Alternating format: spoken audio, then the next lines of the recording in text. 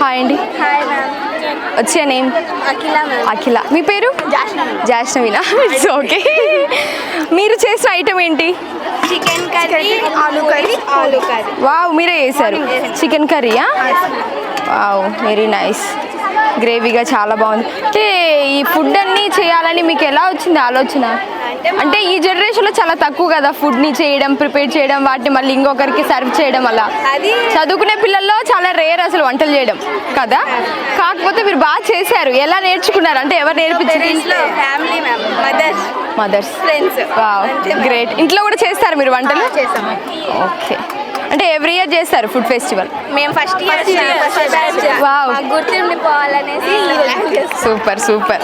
Puri 30 rupees. Okay okay. Chicken curry ఎంత sale అయింది ఇప్పుడు? ఒక 5-6 ప్లేట్స్. ఇప్పుడు ముందే స్టార్ట్ చేసాం. ఓకే,